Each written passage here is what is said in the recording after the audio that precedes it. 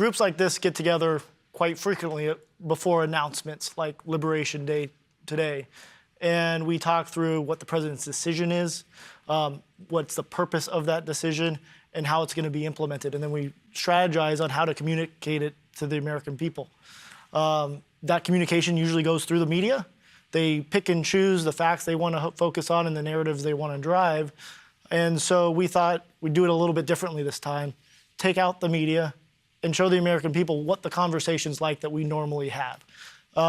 Get into the details, the thinking, and the purpose of this and how it's through the short term and long term is going to affect the American people. Stephen, you've been with the president for a long time. You were a part of the first administration and some of the battles economically, taxes, that had historic impacts on improving the economy. Today's a big day. Can you talk about the president's historical view on global trade and the tool of tariffs or the use of tariffs that he envisions, not just through Liberation Day today, but how he's used it over the years?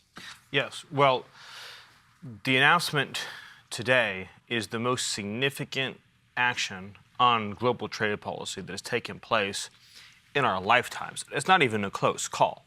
I mean, this is probably the biggest event that's happened on global trade since the very ill-fated decision that we are now reversing of knocking down all of America's trade tariffs and revenue policies that led to the offshoring and outsourcing of all of our industry. So this is the great reversal of that great betrayal, is how I would look at it. So in the 20th century, successive American presidents knocked down all of the policies that we had to protect American industry, and they did insane things like letting China into the World Trade Organization, as an example. And we watched all of our factories go overseas. This is the complete reversal of that. This is the great onshoring, the great reshoring of American jobs and wealth. So if you look at America today, we're totally dependent on foreign countries for the supplies that make this country run, for all of the essential goods, materials, manufactured products that make it possible for us to live our lives. Our cars, our electronics, all the materials that go into our homes, our buildings, our medical supplies, our entire supply chains are completely embedded in foreign countries. So if there's a national emergency of any kind, and a country shuts off an import or a foreign power embargoes a sea lane, we are then left defenseless, helpless, because of the decisions that prior leaders made that President Trump is now reversing to let all of these industries leave our country. And so what he's doing today is, for the first time ever, he's saying that if you have stolen our jobs and therefore threatened our national security, we will apply a reciprocal tariff based on the degree of your misconduct. So for countries like China, for example, they will see a very high tariff rate because they've engaged in the most egregious conduct that threatens our national security. For countries that have severe but not as severe misconduct, they'll see a moderate but not as high tariff rate. The effect, though, of those global tariffs will be that companies will have to move their production back into the United States. So factories will leave, whether it be Mexico or Canada or Vietnam or Cambodia or China or the European Union. They will come back to the United States to produce their products, to make their goods. And in so doing, yes, it will create jobs. Yes, it will increase revenues. But most importantly, it will restore our national security so that we will not be dependent on anyone else to survive and thrive as a nation. That's the significance we're talking about today, the most important economic event of our lifetimes. And Stephen, he didn't just wake up this morning and say, I want to implement tariffs. You talk about the national security crisis, but this is something the president has thought about, discussed, contemplated for years, decades? Yes, his entire professional life. If you go back to interviews with President Trump in the 1970s, he's been speaking passionately about this issue. And he warned, for example, in the 1980s about all of our critical industries moving to, at that time, Japan. And he warned for years as well about the loss of our automotive industry, which is an essential element of our national security. Those supply chains are essential for our ability to protect and defend our country, to make automobiles. And he's been focused on this issue for decades. He took out an entire a one-page ad in the New York Times in the 80s talking about the threat of Japanese mercantilism and all the unfair trade practices they had that were killing our manufacturing. Yes. So Jameson, the devil's in the details, as they say. So what are the details of this plan? Sure. Well, Stephen just highlighted some of these. First of all, we're doing a reciprocal tariff, right? This is a golden rule for the golden age. We treat them how they treat us. As Stephen mentioned, we expect that those countries that treat us very poorly, where they have documented behavior over many years of whether it's high tariff levels or extreme trade barriers or taxes or other kind of charges that discriminate against our companies or burden our companies, they are naturally going to have higher rates, because to achieve the kind of reciprocity we need, you have to have a higher rate. And then there are going to be other countries that have a lower rate because maybe they have a different level of unfairness or non-reciprocity. And we expect that there will be a global minimum on all countries, because we have to deal with this deficit. We also want to make sure that there's no cheating, that we don't have people going from one jurisdiction to another to try to get around the tariff. We need to make sure that we have no loopholes in this policy, because as Stephen points out, it's an emergency. The urgency of what's happening right now cannot be overstated. That's why the president on day one announced he wanted us to look into it. We looked into it over the past couple of months, and we're taking action the day after we reported back to him. I have right here a book full of all of the unfair trade practices by our top 100 partners. We published it just a couple days ago. And you said something interesting. Some countries will try to get around the tariffs by shipping their product through another country. They store it there for a couple months, and then it all becomes the sale of another country. Can you talk through how that works? Sure. Well, we're stopping that. We don't want a situation where China, for example, might just send a bunch of parts down to Vietnam. Vietnam, puts them together in a light assembly and sends it over and says this is a product of Vietnam. At this point, we will have the kinds of tariffs we need and a broad-based tariff to stop that kind of behavior. And of course, we're going to be very, very focused on enforcement to make sure nobody does that kind of thing. And the media uses the word tariff very broadly. What kind of tariffs are there, and how do they work? Oh, certainly. I mean, we have, for example, rice. Japan, in some instances, will put a 700% tariff on rice. So if the United States wants to export rice to Japan, where they eat a lot of rice, Japan will charge a 700% rate on that rice. It's incredible, right? Ours is much lower. Apples in the United States, if you want to import apples into the United States, it's duty-free. It's a 0% tariff. But if we're going to go to India, it's about 50%. If you want to go to Turkey and send American apples to Turkey, it's a 60% tariff. And so it prevents it. But that's not even the worst part. The worst part are the non-tariff barriers, where they use fake science or fake standards or other barriers to keep out our things. And Karoline, obviously Jameson thinks a lot about this. It's why he's the USTR. How should the normal American person, the consumer, think about tariffs? Well, first of all, to the average American who's watching at home and trying to understand what this means for them, don't buy into the media's lies and the fear that they're going to try to instill in you after this announcement, because we know that's exactly what the media will try to do. The president is looking out for the average American worker who has been ripped off by the elite political class for decades.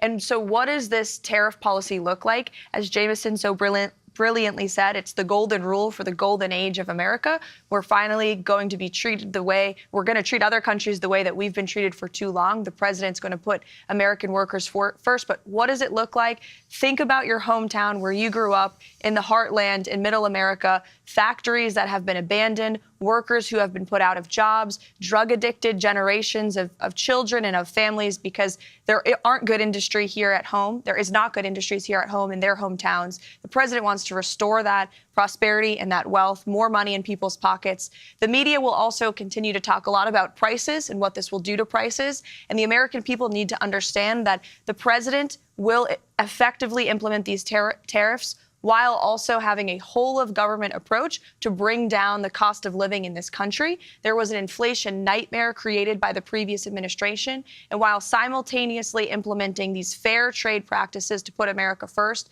the president is already launching a massive deregulatory campaign, a massive energy boom where gas prices are already coming down, inflation is cooling, and so it's an all-hands-on-deck effort. Egg prices are coming down. That's right. You're seeing it across the board.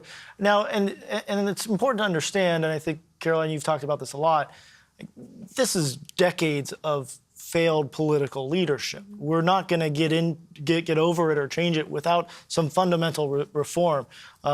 it's Biden administration definitely accelerated it, but this was decades of economic misstructuring of the economy. And there's nothing the media and the political class hate more than change, and this is monumental change. The president is focused on restructuring the global economy, on restructuring our domestic economy as well.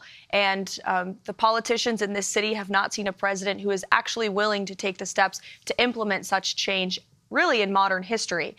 So believe in this president. He was elected for a reason because he's looking out for the American people across our country. And today is the first day of that in terms of trade and tariffs. That's why we call it Liberation Day. That's right. And Stephen, on that, can you talk, what is the goal here? Well, what should the American people look forward to? What is the hope and dream that we're trying to pursue? So if you went to a store in America in, say, the 1950s, and you looked at where the products were made, it would have said made in the USA. That would have been the stamp you would have seen on everything. From the toys that your children buy, to the clothes that you wear, to the cars that you buy, and everything in between. If you grew up in the 1980s, you would have seen a lot of things still stamped made in the USA, but a lot less. By the time you get to the early 2000s, after NAFTA, after China's entry into the World Trade Organization, after other disastrous trade deals, it started to look more like we see it now, where you go to the store and everything is stamped made in the foreign country. Made in Romania, made in Thailand, made in Cambodia, made in Malaysia, made in China, but not made in the USA. So that means those good, high-paying jobs that should be here in America are not here in America. At the same time, it also means that for a lot of the more advanced manufacturing jobs, these are essential industries that can be converted at a moment's notice to core national security needs.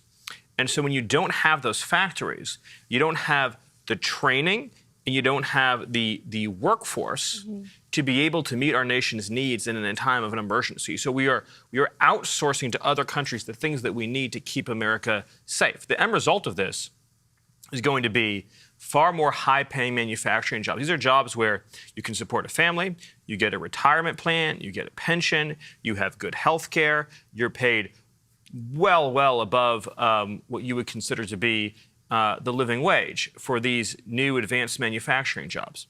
These are jobs you can build a family and a community around. At the same time, it's going to relieve inflation because it's actually the most cost-effective to make things in the United States of America. People don't think about this, but all those products you see on these store shelves that are shipped from thousands of miles away, we're paying the cost of all that shipping built into the price of the good. So it's actually more economically efficient, particularly with advanced manufacturing techniques, to have these factories in the United States, near where you live, putting products on your store shelves, not having to ship things all over the globe. So you're actually going to see prices go down because our products are being built and manufactured here in the United States. The most important point to understand is that tariffs do not apply to any product that is made in the United States. So the original sin of how the modern economy in America is structured, the president talks about more than anything else. And I guess to Karoline's point about the overall economic vision, the original sin was that we created a tax system that punished you for making something in America and rewarded you for making something in China or a foreign country. So in other words, if you had your factory in America, you paid a sky-high corporate tax rate, you were beaten to death with regulation, you had radically unaffordable energy prices, and Washington just in every way made your life miserable. And the political class didn't do anything about it. They allowed it to happen. Right. Well, they sat by and watched it happen for decades. They actually wanted the opposite to happen, especially if you look at the 90s when we had NAFTA, we had the WTO, we had the entry of China into the WTO. The goal very clearly was to remove U.S. tariff and trade barriers to make it easier for people to outsource to China. Because once we gave China what we call permanent normal trade relations, all of your manufacturers in the United States who are thinking in short terms, in terms of quarterly earnings and that kind of thing, they said, listen, now I can go move my factory from Indiana or wherever, I can put it in China, I can put it in Mexico, and I know I will have sure access to the U.S. market. Today, President Trump is saying the best place to make American products and sell American products is here in America. If you make it in America, you're not going to have a tariff. Think about how pernicious that deal is that he's describing that was made. This was done by the Bushes, this was done by the Clintons, this was done by many American administrations. Republicans and Democrats. Republicans and Democrats. They said to the factory owner, if you really want to be competitive, you need to move your factory to China. That's the best way to sell into America. And so all of a sudden you're living in a community where one day there's these thriving factory towns, and the next day all the factories are in Shanghai. And so my point about the original sin, it was the sin of saying that we were going to give the most favorable treatment to foreign production, the least favorable treatment to American production. It's completely inverted, right? So the president is saying today is the opposite of that. If you have your factory in America, you pay no tariff. We are going to reduce your taxes, and we're going to reduce your regulations and reduce your energy costs. So you're going to get the best possible deal, but you have to do it here. And to anyone questioning the effectiveness of the president's trade and tariff agenda, look at what has happened before Liberation Day. We have had billions and billions of dollars Billions, worth of 2.7 now? great investments, yes, into our country. You have some of the biggest companies in the world like Apple and Hyundai announcing investments in American communities. That are jobs in these communities, that's manufacturing in these communities. Those are American families who are going to now be able to live the American dream because of these investments, and the tariffs haven't even been implemented. So President Trump is serving as America's businessman in chief, America's negotiator in chief, by encouraging and incentivizing, for once, finally, for these companies to do business here. We have the labor, we have the resources, we have the best market in the world. There's no reason we shouldn't have a president who's trying to champion America and America First policies. And Karoline, he had identified the problem, and he's got a solution. But you spoke to this before. Tariffs are a big part of the solution here, but it's not the only part. Right. Companies coming in, we've all been sitting in meetings with him where he says, what is your problem for coming back? What's getting in your way? Is it regulations? Let's solve that problem. The president he talked about it in a press conference this week. He had Stellantis, big car manufacturer, some of the best brands that there is. And he says, what is your problem? He says, all the regulations. You have California that's just crippling car manufacturing with their erroneous green new scam regulations. We need to pull them back. The president gets on the phone. He wants to bring companies back. He wants to bring jobs back. He wants to bring wealth back. He wants to make things more affordable. Jameson, how is he doing that? Well, let's remember that he has a great track record. If you look at the first term, the president used tariffs to great effect, and he coupled it with great tax bill, great energy policy, all things we're talking about now. And what happened in the first term?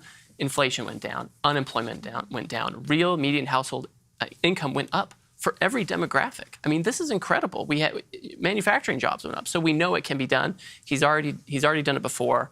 We're a couple months in, we're already doing it now. He knows exactly how to use the tools of the economy, whether they're trade tools and tariffs or other tools, to really make sure that America can be competitive, that American workers can have good jobs, and American families can have prosperity in their communities where they live. And we want to wrap this up. So, Stephen, Karoline, some last messages. What do you think the biggest takeaway of today is, and what should the American public look forward to? Well, I think at a fundamental philosophical level, when you talk about America first, it gets down to this. Who should have priority access to the U.S. market? Should it be the factory that's located in Cleveland, or should it be the factory that's located in Beijing? That's the fundamental question. The radical left corporate media, the globalist corporate media that is attempting to criticize this plan take the view that the best place to put your factory should be in Beijing or Shanghai or Bangkok or anywhere but the United States of America. The president's view is we should do everything in our power to make it so that the best place to put your factory is in an American town. So we get all the benefit. We get the economic benefit, we get the social benefit, we get the community benefit, and most importantly, we get the national security benefit of having our critical industries here in America. And that's why we're calling it Liberation Day, because he is freeing us from a global economic system that has made us subservient to foreign nations and foreign powers. And Stephen, on that book, means it's not a short-term solution. This is a philosophical belief in a future for America. And so for those looking for predictability, we hear that word a lot. You can predict this policy will remain in effect. Correct. The predictability is the absolute certainty that this program will remain in effect, that we will continue to have policies and continue to have tariffs that will ensure that we have the national security needs of our country met, and that means American industry inside of the United States of America. It's actually the most stable and predictable policy because everyone in the world knows if I want to sell to America, just move your factory to America. Nothing is clearer, more stable, more predictable than that. You want to sell to Americans, then get your company, get your business, get your plant, and move it to America. That is the most predictable. And on top of that, we're going to have regulatory certainty, tax certainty and energy certainty. So this is the definition of certainty and predictability. And to your point, it's not a short-term fix. It's the total realignment of the global trade system to put America first. Karoline, what's our closing message here? Closing message is every tax-paying citizen in this country should be incredibly excited about Liberation Day. President Trump is delivering on exactly what he said he was going to do for you. The golden age of America, more jobs, more wealth, more prosperity, more security right here at home.